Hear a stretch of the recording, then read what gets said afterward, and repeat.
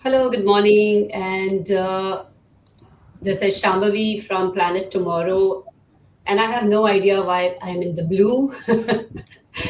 But we'll just watch. And I have my amazing guests out here in no particular order. I have Mukul, who's a longtime friend.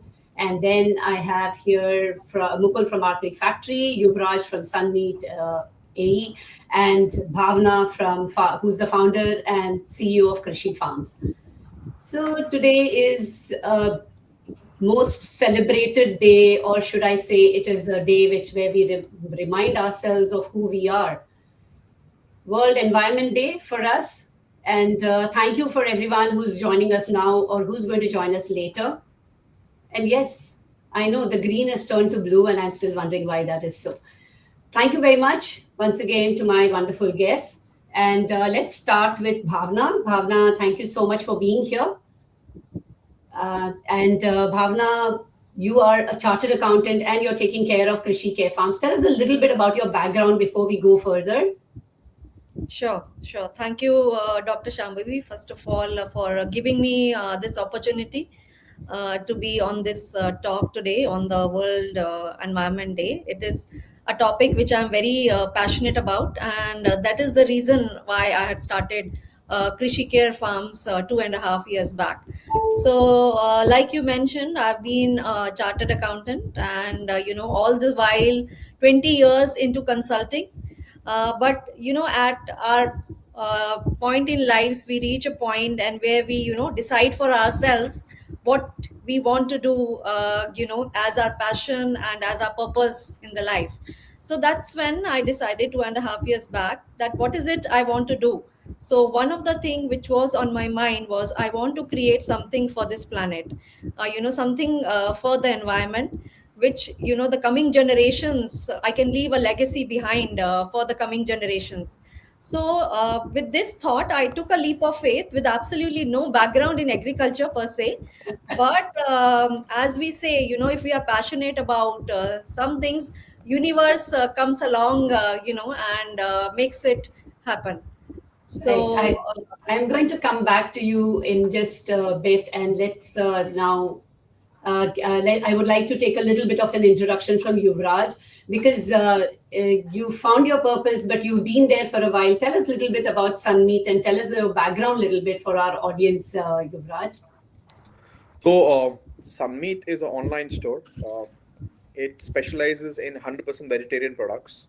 Uh, we promise cleanest and the finest quality. We make sure that none of the products are having palm oil or any sort of preservative or any sort of trans fat. It's all made in clean ingredients. And the whole idea was born when there's so much happen has which has happened after COVID, in this food industry for people to get back, with their profits, that the change of labels, the change of expiry dates, and it was very scary because your health is your best friend. No matter what you do, the only person which is going to be with you is your health. And we've all seen times with our friends, family members, when your health is down. No matter how much do you have in your bank or what connections you have, it doesn't help. And the best source for your body to live the cleanest is food. So the purity of food is very important.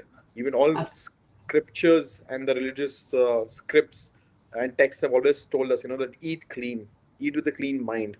So that's Right. how the idea came when I started this online store. Right, wonderful. Let me come to my friend Mukul. Mukul, we've known each other for a while now, and I know how passionate you are about the earth and like, which is my common statement is whose earth is it anyway? So tell me, Mukul, and you're on mute, by the way. Let me just tell you that you can unmute yourself. Um, Tell me, I know you've had a background in electronics, and then how does this electronic waste hit you? What happens? When is it that time when you realize that something greater is happening than what you're actually looking at surface level? See, I think I did not know that this is my purpose, but before that, I must thank you, Dr. Shambhavi, Bhavana, and Yuvraj. I was just thinking for a moment about us like we have someone from the food supply, we have somebody from apparel, yourself, and we have somebody who's producing the food, which is Bhavana, and myself into electronics. So in general, if you look at the waste production, it's actually we cover around 70 to 80% of the waste, which we call it. And I think that too nowadays it is all measured in terms of CO2 emission. But I did not know all these technical terms. I did engineering and I joined Axiom as a engineer. I said, okay, why I'm doing that? After engineering, I'm doing the manual job because I think all these while repair was seeing something that is very mean. And after engineering, doing something like that, I did not knew it, but I was working hard. After working for 10 years, I realized that I have done the repairs, I have done the buyback, I have done the refurbishment, and I said, okay, I think seems like I have done sustainabilities, and this is where it all belongs to. So as a repair, renew, reuse, and that's where my company was found, R3 Factory. And I realized my purpose. I find my, I think my purpose was like say to help people out, and that's where the community comes in. And my purpose is to keep this world cleaner and neater, and this is where sustainability comes in. So I think on the path, I feel that I'm a perfect path. I think just that if I can engage the community and person like you, Yuvraj and Bhavna, towards the common vision, I think we can make much larger impact. So it is not just keeping about the company run. It is all about living life fully. Thank you. Thank you, Mukul, and I must thank you for also introducing me to Yuvraj and Bhavna through the Business Friends Forever community. And for any of the audience who are watching us now or later, you're more than welcome to join the community because it is a place not just for entrepreneurs, it's a place where businesses come together and they interact with each other at a personal and a professional level. So, three cheers for BFFC. Thank And you. yeah. Uh, uh, so, Yuvraj, you brought in a very important point, which when you said labels, and I would like to actually have your take a little bit more on the details of labels, and as well as then I would like to have input from Bhavna and Mukul on labels and what labels means in your industry. What does it actually mean on a day to day? If I'm a customer, what is a label for me? What should it tell me? As a customer, the label, of course, should tell you what is the description of the product, when was it manufactured, where does it come from, what are the ingredients out of which it is made, and which is the best condition to store the product, and of course, which is the best before date to come use the product. So, I mean, every layman should have this information before consuming because on the trust of the label is what you are consuming the product. Very, very well put and very succinctly. And how much justification everyone does to it, we'll come back to it later or maybe another day. Bhavna, what about you? How important is labeling and what is it that the customer should know when they are looking at labels or reading labels? See, basically, on our side, it's the origin of the product, which is very, very important. The traceability, the product should be traceable, like where it is coming from, what is the origin. So in our products, we make sure that we say that it's locally produced in UAE, freshly packed, freshly harvested, and freshly delivered.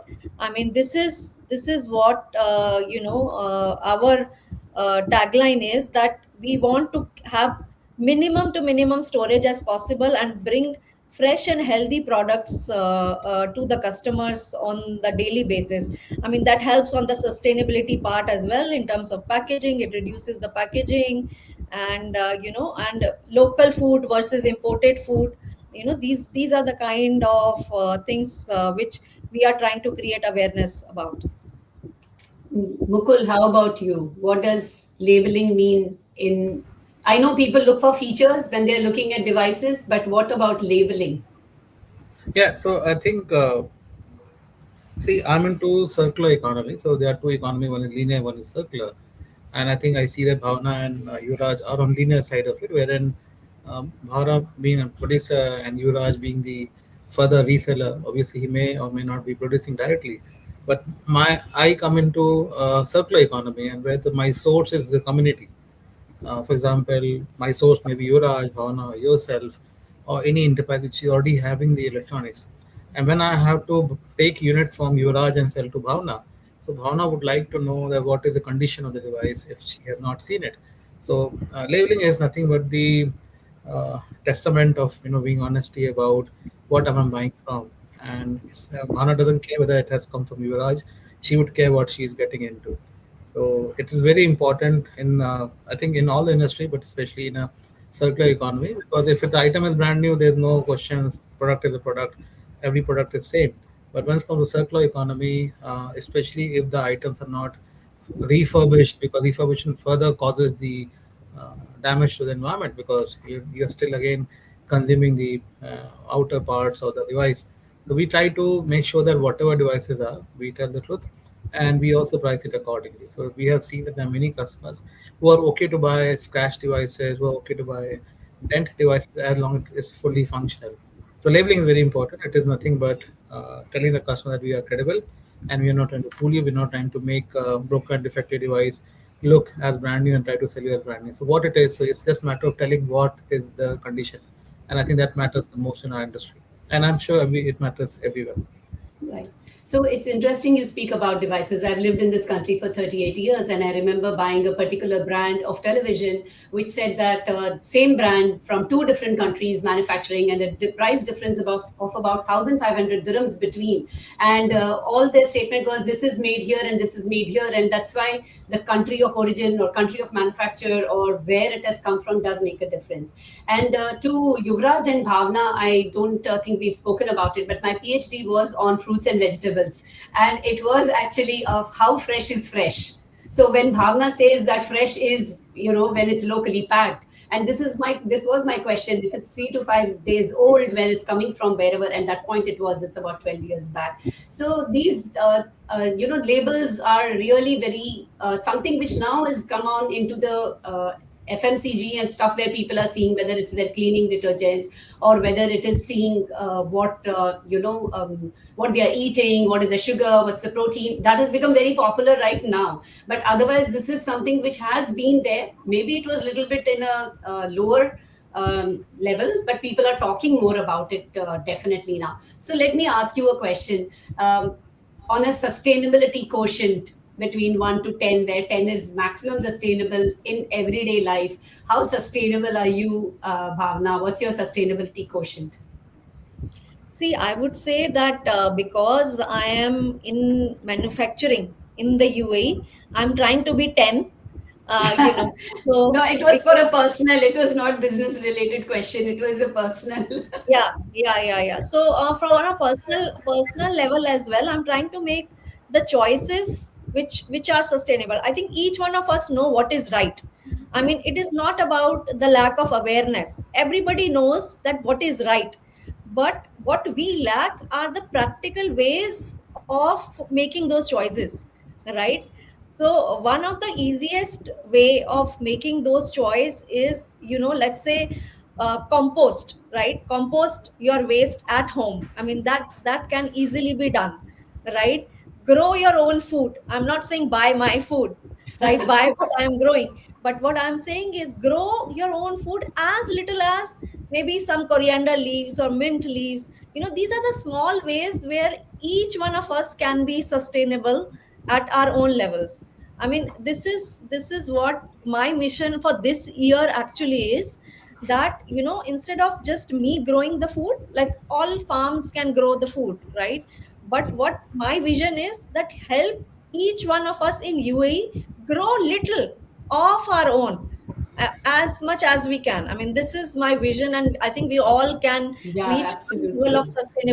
sustainability quotient through growing our own food. Absolutely. So on that note, actually, full disclosure, I'm only a 6 or so. I'm not a 10 in any case. Yuvraj, how about you? What is your sustainability quotient? Personally, I believe, like, compared to my generation and the people around me, I may be a 8. I really make conscious efforts to not go to fast fashion. I would buy something which is might be expensive for once, but it will last me for years to come. Like my office bag is with me for the last 18 years. The Wow. suit is with me for the last 10 years plus. I mean, a lot of effort goes, because you have to be in the right shape, to fit into the same clothes. Then I try and yeah. I mean, I try and use not the plastic shaving razors, and try and use the traditional ones. It's lesser, harmful to the environment. I try and eat more, foods which are closer from the origin of the region, seasonal produce. Um, conscious small efforts of not consuming a lot of packet stuff, because the more packet stuff you eat, it's not only going to harm your body, but it's also harming the environment, because the packet stuff has to be recycled. It can be in glass, it can be plastic, it's the same thing. Unfortunately, the place where we live in UAE, uh, for the masses, they are still not adapting to the eating habits of nature. Ideally, a date is good enough for me, to sustain, and that's just pluck it from the tree and eat it. But we are trying to adapt things over here, which are either from Asia, with like the subcontinent, or from the West. And wherever personally I can, let's say, like, buying clothes, buying food, using Right. products, it's Thank. just read the ingredients and support a Right. company which supports the environment. Yeah, that sounds like a good plan actually. So, and what about you, Mukul? How do you rate yourself on a sustainability quotient of 1 to 10? I think I would slightly rate myself on 8, I would say, because I would say, my purpose in life, I'm actually very paranoid about being sustainable. And I think, as Yuvraj said about his clothes, I think boys can say that because they don't really care how they look. I think so. I think we have that advantage. But like, for example, the shirt I'm wearing for last maybe 13, 14 years, and I'm not saying that I just don't like it. After especially knowing that apparel industry causes maximum amount of carbon emissions. But anyway, that is, I think, technically just to explain some scientific person about why you do what you do. But I try to make it, unless until we all start coming in a bicycle, and I think we all stay in a sustainable house. I think a lot more thing to be done. I think, and very important is to be aware. And I think this is what we see. I think if today, if we see the behind image which I put in, this is the graphic image which I have generated, how the Arctic factory needs to look like. And I think, see, goal is to be able to buy, process, sell, store, etc. Right? I think so. It's like earlier you would hear about kabaddi wala, right? Sometimes, quite often I say, okay, I'm a kabaddi, right? Modern day kabaddi. But I think kabaddi in general, when you say that, especially in India, Hindi term is all about somebody who does the junk dealer, right? But I think they only buy from you for negligible price, and they don't know, they further sell it without community being knowing it. But I think my goal is very different and simple. When I buy it from the community and sell it back to the community after making it useful, and I think my something. So I think that's what I do, and that's not what my business is. And so far, I must have done around 70, 80 million dirham worth of business from last 10 years, I think. And I would say that I'll grow that, because you say why you're talking in terms of money. But if you look at the GDPs are always measured in terms of money. I think GDP always tells you about how much you have produced. And when I say that my numbers are also bigger, so how much I have consumed. So it is actually contrary to each other. And I think future will look very different than the way it looks like today. Right, wonderful. And while I'm a great fan of GDP, I'm a greater fan of GNP, which is what Bhavna is helping out with. So, and that is something which I keep saying, growing locally, making locally, and keeping the money in the country is so important. And there is still a lot of progress which we need to make, but like I said, having been here for so long, I've seen the progress, and I feel so proud. It's like something as if we have achieved. I have personally achieved when I see the country growing on the GNP. And so now, specifically, since Mukul has brought this question about image, and of late I see a lot of trend where AI generated images are being created. Fantastic, great creativity, nothing wrong about AI. However, what happens to the energy or the emissions and stuff which is being used? What do you think about it? Especially for me, when I see my friends generating, fun images, it somewhere for me, it's like, should I tell them? As already we are getting a lot of bashing for trying to be sustainable. Will I be alienating my friends if I tell them this? How do you feel about it, generating AI images and just for fun or even for business? How do you feel about that? The part about which is affecting our environment, not about the creativity. How do you feel about that, Bhavna? What do you think? Are you using that in your promotion material and stuff, or are you conscious that you don't do it? What do you do about it? See, like personally, I would say that we have seen generations where there was no computer, then computer came in, no internet, then internet came in. Now it's the AI world. So I mean, we have to embrace the technology, but not become a slave of the technology. That's what I would say. I of course use it because it makes our lives easier, and the things which we maybe take hours to do can be done in minutes. So when the technology is there, we should try it to use it for our advantage, but again use it responsibly. Like I said, do not become a slave of the technology. I mean, that's what my take would be on this, the AI part. How about you, Mukul? What do you think about the AI and the images, particularly, which are generated by AI, and the effect it has on the environment? See, I think, as I think what Bhavana said, not to become slaves, so I also agree. But I use this master and slave, I'm an electronics engineer, so I'll talk about master slave flip flop and all that stuff. I think these are technical terms. I think I use it as a master. So I think when the new technology is there, and let's say four of us are, in the same field, and it is there, I think everything becomes a race overall, right? For example, even if you look at economy, no matter what US is doing, but they're still the leaders because of the pioneering into it. So challenge has always been there. For example, let's say there's a Shein, the apparel brand, lots of people, women are consuming clothes like crazy, right? And I think probably who know would know better than you. So it's just that because it has taken a center stage, and as we all say, it's the AI age. So we are saying, only AI is a culprit. But I think it's not just about that. There are hundreds of other things which are, problem. When we go to the supermarket, when you buy item which is packed in a plastic bag, we can question, okay, not to carry a plastic bag, but the item itself, what you're packing is in a plastic bag. Plastic. So I'm not saying it's only the power generation which is a problem. Power still has a solution. In fact, yesterday the US has said okay, they'll get into coal, by the way, right? And they're trying to figure it out. So I'm just saying that while we understand that AI is an issue, especially in terms of power, but I think rather than saying that no, I'll not use it. Maybe my daughter says no, I don't want to use because AI, because it takes away the jobs of people. So my argument here is this: if you don't use it, somebody else will do better than you, Yeah. and so we have to use it. And I think while we use it, we also have to keep on working towards solution. So it's a very, there's no straight answer to it, because if you don't use it, you're already left behind. So I always sit with the books, understand, okay, what is carbon emission, how I can do that. Even if it is power, how we can create a green power. Because tomorrow, let's say, for example, that solar is enough, to power the entire earth. But I think what it requires is willingness of the government to do that. I'm sure I think governments are here doing it. So if it is possible, I think then even whatever we say is a problem, it can also become an opportunity. Creating what you call AI servers in the space is also a solution. I think there are lots of things already being worked on. But for example, on apparel, clothes, nothing has been done so far. It's just producing, consuming, and wasting. But these are real issues, I would say. Yeah. So on that note, since you brought in apparel, I'll talk about it in a minute. Before that, I want Yuvraj's opinion on the AI generated images, which I was speaking about and asking Yuvraj. Can you please share a little bit about your thoughts on this?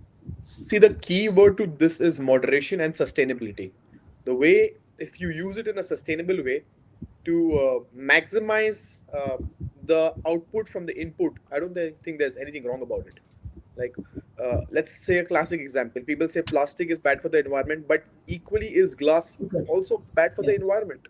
People say petrol cars are bad for the environment, but even the battery operated cars, because the kind of recycling effort and emission it produces is bad. So if you use everything sustainably, in moderation, with a thorough understanding and knowledge of what can happen with this, I think it's safe enough to use. And it's not, I mean, there's nothing wrong in the product. It's a classic case of what do you do with a knife?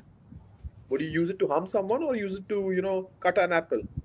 Right. Absolutely. I agree with you. And we have a comment here from an audience saying sustainability, organic, etc. are spoken more than practice, and this is the fact today. And yes, I agree with you on that, Preeti. Thank you very much. For anyone, is this anyone known to any of you? Please, you can say hello to your friend or. Thank you for joining us in the Sustainability Dilemma, Preeti. And apparel now, since Mukul started the conversation with apparel, and I wanted to keep apparel out of this today, but since he's brought in 2, 3 times, one is I'm not dealing in apparel myself. I take only the tailor cuts and we make it into sheets, bags, and give away in charity. So I am not promoting or doing anything related to apparel, and we use only fresh fabric, so which is we are still fabric, we've not reached the apparel stage, which is the next stage.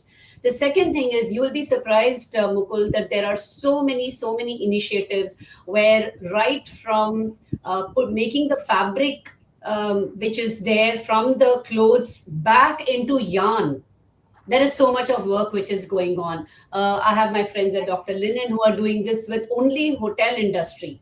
And then we have so many others. I mean, all I need to do is, especially because my Instagram algorithms are like that, all I need to do is open Instagram and I'll see so many people, particularly in India, I see a lot where the fabric goes back and they are making it into yarn, and it comes out as new yarn or new fabric and new. Now, is there a market for this? Are people going to be ready to buy all this? All that is a different set of questions for another day. But yes, and then along with technology, using these cameras to separate this different type of fabrics, all this is going on side by side. It just so happens, usually because we are focusing on our work, we tend to kind of be a little bit in that kind of a box, and we don't have so much time also, very honestly. When you're trying to make a business, as you all are as entrepreneurs, it is a little difficult and it's a little bit of a challenge to keep track of everything. But yes, one of the things which I have learned in the last year is to try and keep track and try to understand what is the scope 3 of the ESG, which is what is your customer and what is your supplier doing about ESG, environmental social governance. That is something which I have learned, and I believe that those are questions which we should ask. Normally in marketing, we would say that from pre-search to the disposal, what is going on. But this is going one step further as to what are your suppliers doing, how are they managing their ESG components. How do you deal? Do you look into these things when you're talking to suppliers or when you are talking to customers? How do they dispose of their whatever remains are? Do you do that, Bhavna? I would like to know from you first. Do you do that? Do you discuss this? Is it something which you've managed to? I know your farm is pretty new. Have you managed to incorporate this into your system? Is something which I would like to understand. So in terms of suppliers, we try to encourage our suppliers. When, like, let's say we have our packaging suppliers, we try to encourage them to use more, give us more sustainable packing, and the same we are trying to promote with our customers as well, because we have our B2B customers as well. And where what I see as a challenge is that they're used to certain kind of packing. Let's say tomatoes, if they get packed in a certain punnet, they would want to continue using that. I mean, there is a strong discussion sometimes which needs to be made with the customers to try and explain them that the product inside is the same tomato, whether I supply to you in that plastic punnet or I give you a more sustainable option, but you should be open to it. But what their counterpart is, no, but this won't be acceptable in the market. That's how it goes in the market. So these kind of discussions keep on happening. Sometimes we are successful, sometimes we are not successful, but we are at least trying to initiate that dialogue both with our suppliers and with our customers. Yeah. Trying is important. Yuvraj, what do you have to say about this? This information has to come from a macro level and from people who, are our influencers, people follow. Especially when it comes to apparels, we see celebrities, influencers, known people using multiple sneakers. It's a big dent to the environment. Until unless it doesn't come from the top, the followers are going to follow blindly. If you give the correct information and let them know what happens if you use this multiple times, and if you can give it a numbers or years, or give them a time frame in which it can impact the the environment, why will not people follow? I mean, from the schooling where I've come from, we were always told that rains are important, summer is important, the sun is important, but all this is changing, and we learned it in a very small scale, and at an age where when you learn things, you always remember it all your life. Mm. So if Correct. that is implemented with kids of their life, why will they not accept it and follow it and get it? We have to get it into the DNA to get this, make them understand about it. Right. It is like charity begins at home. Mukul, what do you have to say about how much Yeah, we can so manage our I suppliers, think customers? Yeah.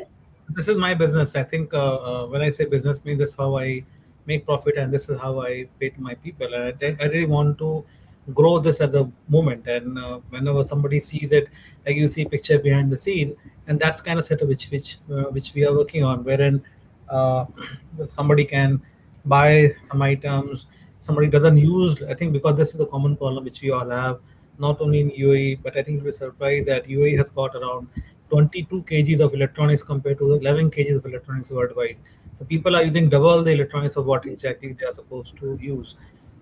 So you're saying that, okay, how do we make sure that suppliers, who are giving it are uh, sustainability conscious? So since this is our business, we make sure we tell everybody that I'm only dealing in if you have stuck inventory, defective, use, aging.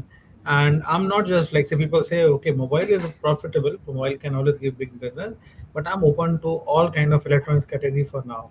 And how I really want to make a larger impact, there's something called circularity index. So when I go to the school, and you have been to that school as well, obviously that project has not been successful yet, but we have not given up, and we are trying to figure it out how we can tweak the processes so that when, for example, kids go to their home and they see some electronics lying unused, rather than keeping it there, if they want to use it, they can fix it. If they don't want to use it, they should sell it. Selling is important. At least when they sell it, somebody, whoever buys it, make sure that he sells it further, so it becomes a part of the value chain. And that's what we are trying to do. And something which is not at all useful, we make sure it gets recycled. Recycle is not about crushing it and throwing it out. Recycling means we give it to people who can take it further and feed it back to the manufacturer who can use that. So every electronics has got lots of precious metal and so on and so forth, a range of things. Everything, literally everything can be recycled. So I think that's really great passion. And as I said, I think so far we are doing well. And in fact, even despite our troubled time, we're still doing well. I think it is like so. Yes, so that is that's a key feature for us, and that makes us I very satisfying to what we're doing. Right. I think today's keyword, which should be our takeaway from whatever Mukul, Bhavna, and Yuvraj have said, is circularity, and the fact being, moderation. I think these are the two keywords which I'm going to take away today. But is there a message that you have, Yuvraj? We can start with you. We're already 33 minutes into our conversation. Is there a message you have for the audience, particularly since we are marking Environment Day today? I'll not call it celebrating because it should be every day. So, since we are marking Environment Day, would you have a message I would that you would say, like to share? I would say, like, don't be a follower, be a creator of things. Don't blindly follow what others are doing. Understand what you want to contribute back to the society and the environment, and be the leader and creator of things. Perfect. That sounds perfect. Bhavna, how about you? What would you like to tell the audience? So I would say that the World Environment Day is like it says that sustainability is not about perfection. It's about the progress, right? Our planet does not need few people who practice sustainability perfectly. It needs millions of us who do it consistently. You know, it's Perfect. it's it's each of us to make a better choice today in whether in the food we eat, the products we buy, and even the waste we can avoid. These this is about the choice. Every purchase is a vote for us. So every meal is a choice. So, and Right. every choice will leave us a better world behind us. Right. This is Thank you. what I Thank would you. say. Yeah, that is, we need more people who are consistent rather than few who are perfect. I like that. It's what you said is absolutely right. Mukul, how about you? What is your Yes, I think takeaway all or three of you have giver? said something which also resonates with me, but I think I will add two more things. And the most important part is self awareness. And self-awareness, like say people can take this term indifferently, like say, I'm self-aware, I'm sustainable. But I think if you can also measure it and make them aware and informed, I think it can make larger impact. So we want to create that kind of self-awareness, and we call it circularity index, or you can call it eco warrior index. So anybody dealing with us or any partner, they would know. So they would not just get the invoice; they'll also see how sustainable they are. So that is the dream vision we are working on, and hopefully we will be able to make an impact. Wonderful. It's been I've taken more than 35 minutes of your time, and really I'm grateful to you on a Friday morning that you were able to join me here. And today, my message or my input to the audience is only join us, do whatever you can, make your best effort and be true to yourself. That is what we need. And after all, earth is it anyway? It is ours. And the title today of the session was also, what is your plan for the planet? So make some plans, share them with us, share them with your family, friends, and let's leave a better earth behind for our next generations to come. Thank you very much, Mukul, Yuvraj, and Bhavna, for this amazing session. I'll end now. Have a great day. And Thank you bye so for much. yeah. Bye bye. Take care of yourselves. Bye for now. Yeah. Thank you. Bye-bye. Thank you. Thank you. Bye-bye. Thank you, Bhavna. Thank you, Mukul. Thank you, Dr.